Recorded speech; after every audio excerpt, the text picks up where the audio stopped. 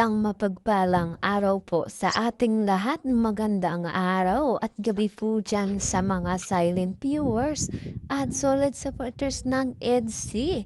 Nagalap shoutout po at kamusta po kayo? So yun mga kalingap, may panibago na naman po tayong pag-uusapan. Beyonce, di na pinapansin si Papa Eds dahil dito. Papa Eds, ito pala ang dahilan kung bakit agad na umalis sa Kalingap Ball.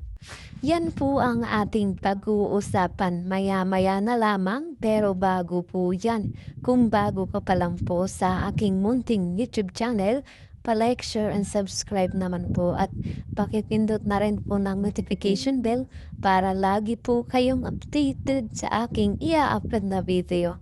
At paalala rin po, bago po tayo magbigay ng ating mga komento at opinion, itapusin po muna natin ang kabuuan ng video.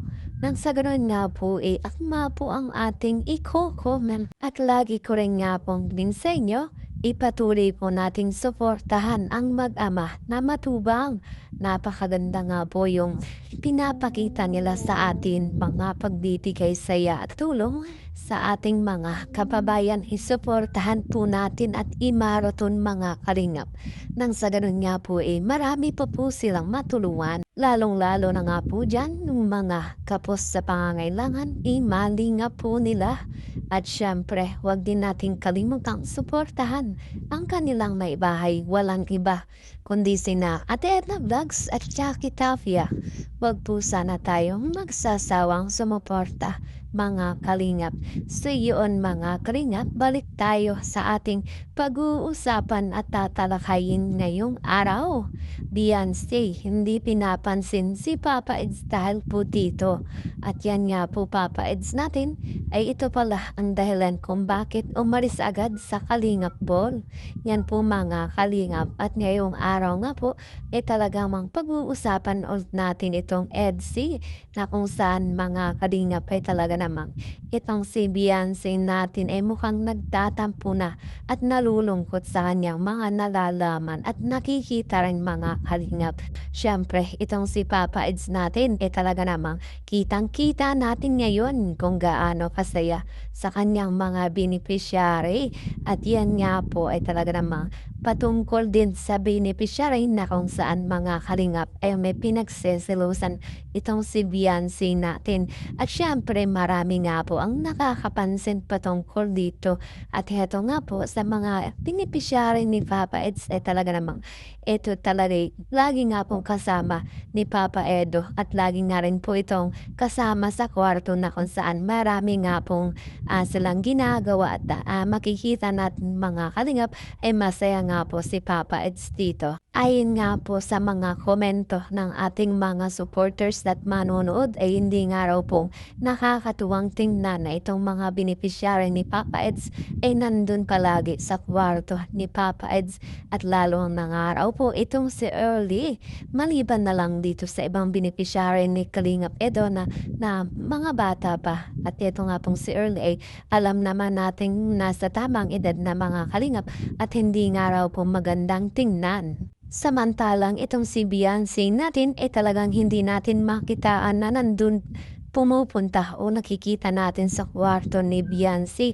Siyempre kahit nga po hindi natin nalalaman mga kalingap na itong si Beyonce natin ay sumiglip man lang dito sa kwarto ni Papa Eds. At yun nga po ay talaga namang pinakaiingatan nitong ni Beyonce. At siyempre marami nga pong bashers na naghahabang lamang dyan. Pero nga po patungkol dito sa mga beneficiary ni Papa Eds ay talaga namang welcome na welcome nga po dito sa bahay ni Papa Eds natin. Na kung saan mga kalingap ay nagkaroon nga po ng isang issue itong patungkol dito na tayong sinasabi nila babae na nasa kwarto ni Papa Eds. Yun nga po yung tinutukoy nila ay itong si Early natin mga kalingap.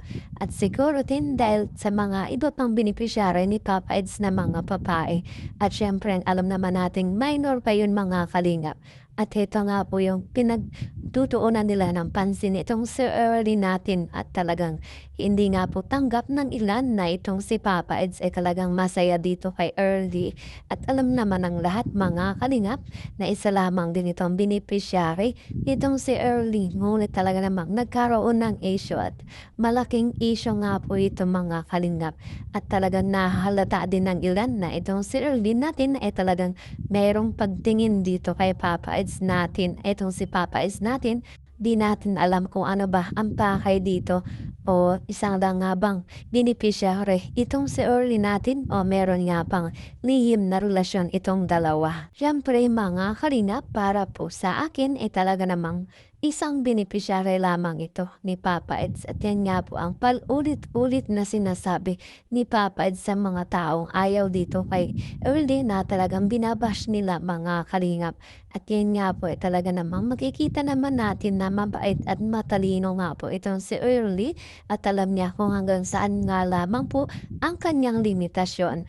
At yun nga po talagang isa lamang siyang beneficiary na tinutulungan ni Papa Eds natin para nga po makapagtapos sa kanyang pag-aaral. At syempre, pag ito nga po ay na-achieve ni Early, talagang babalik niya ito kay Papa Eds yung tinulong ni Papa Eds sa kanya. So yan mga kalingap, balik tayo sa ating pag-uusapan at tatalakayin na kung saan Papa Eds daw natin ay umalis agad sa kalingap po na ginanap mga kalingap nung nakaraan at etong araw po ang dahilan kung bakit umuwi agad itong si Papa Eds natin. Sinasabi nga po dahil na po sa kanya mga beneficiary na nag-iintay sa kanilang bahay.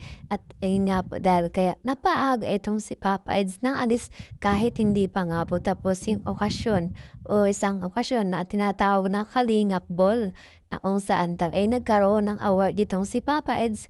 At yun nga po nang natanggap niya mga kalingap, ay agad nga pong umalis agad itong si Papa Eds natin. At yun nga po sinasabing ay nag-iintay nga po yung mga beneficiary niya doon sa bahay ni Papa Eds. At yun nga po alam naman natin walang masama sa ginagawa ni Papa Eds. At alam naman natin itong si Papa Eds ay alam niya kung ano yung mga ginagawa niya.